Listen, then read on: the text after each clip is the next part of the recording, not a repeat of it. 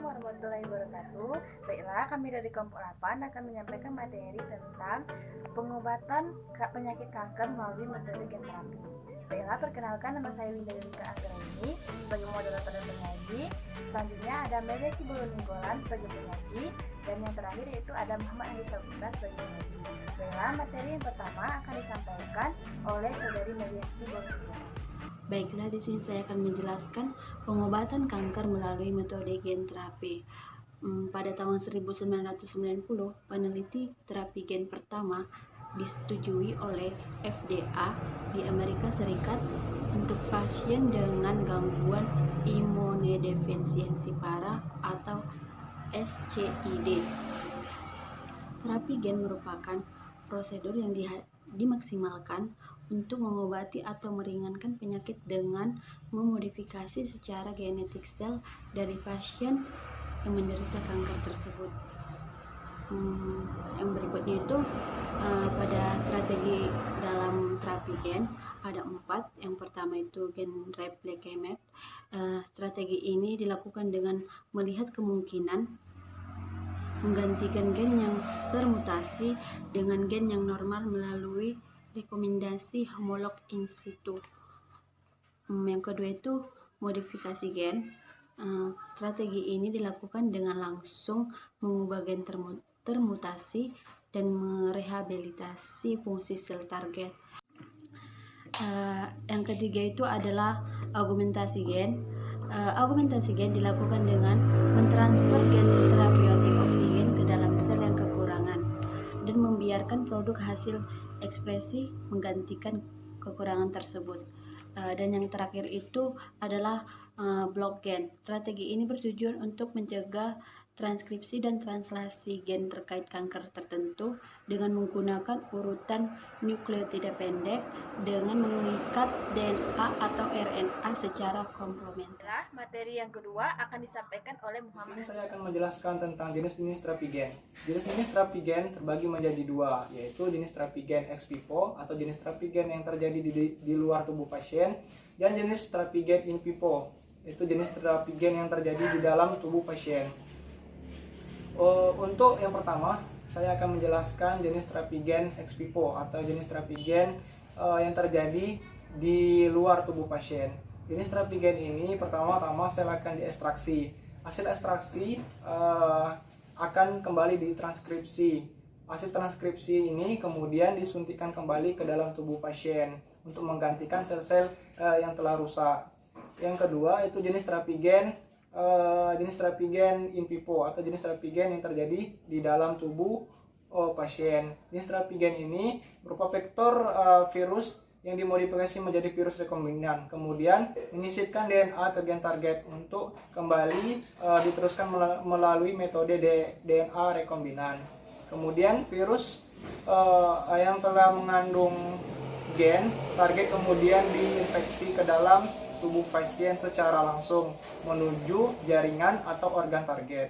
Terapi gen in vivo atau terapi gen yang terjadi di dalam tubuh pasien ini bisa juga menggunakan biologistik gen gun atau senjata gen biologis. Ya, akan disampaikan oleh saya sendiri, di mana saya akan menjelaskan bagaimana cara terapi dari gen ex vivo. Yang pertama yaitu mengisolasi sel yang memiliki gen abnormal dari pasien penderita penyakit tersebut. Yang kedua, sel hasil isolasi tersebut ditumbuhkan pada kultur tertentu sesuai dengan karakteristik sel tersebut.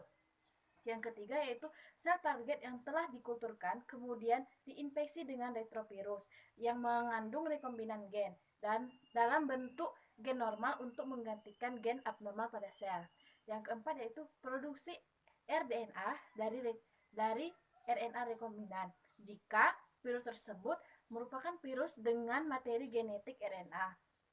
Yang kelima yaitu translasi gen normal pada sitoplasma yang menghasilkan protein yang bertanggung jawab pada gen yang mengalami kerusakan.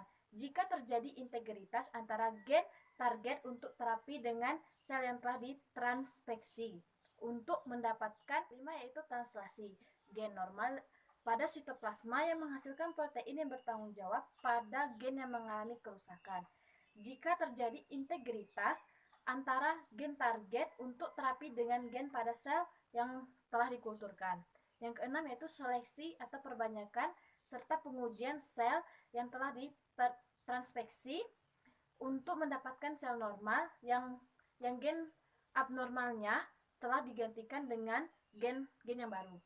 Yang ketujuh yaitu injeksi kembali sel yang telah berhasil direkayasa ke dalam tubuh pasien atau ke dalam organ pada pasien. Selanjutnya yaitu biasanya dalam terapi gen banyak orang menggunakan vektor untuk pengobatan kanker, di mana vektor tersebut ada tiga jenis. Yang pertama itu vektor metode viral, di mana biasanya menawarkan efisiensi terinduksi yang lebih tinggi dan ekspresi gen jangka panjang, tetapi mungkin dapat terkait dengan toksisitas, imugenitas, mutagenitas, ketidakmampuan untuk mentransfer gen yang berukuran besar, serta biaya yang mahal.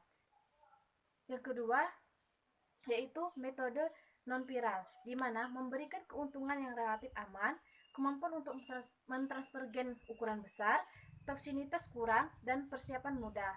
Namun, metode non-viral menunjukkan keterbatasan efisiensi transfeksi rendah, ekspresi transgen yang juga rendah. Dan yang ketiga yaitu sistem vektor dari virus, di mana vektor virus merupakan sistem pengiriman gen yang paling banyak dipelajari. Beberapa virus yang sering digunakan untuk terapi gen. Yang pertama yaitu adanya virus adenovirus atau ADP. Yang kedua itu retrovirus atau RIP. Yang ketiga itu virus adenoasiated. Yang keempat itu lentivirus. Yang kelima yaitu herpes simplex virus atau HSV. Adapun kesimpulan dari presentasi kami hari ini yaitu terapi gen merupakan prosedur yang dimasukkan untuk mengobati atau meringankan penyakit dengan memodifikasi secara genetik sel dari pasien penderita kanker. Yang selanjutnya yaitu adanya strategi dalam terapi gen, yaitu yang pertama gene replacement, modifikasi gen, augmentasi gen, dan blokade gen.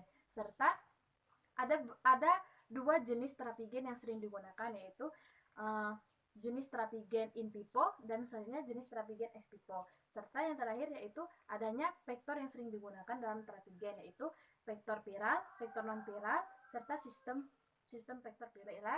Mungkin itulah presentasi dari kelompok kami. Apabila terdapat kesalahan kami mohon maaf. Kami akhiri, wabillahi taufiq wal hidayah. Wassalamualaikum warahmatullahi wabarakatuh.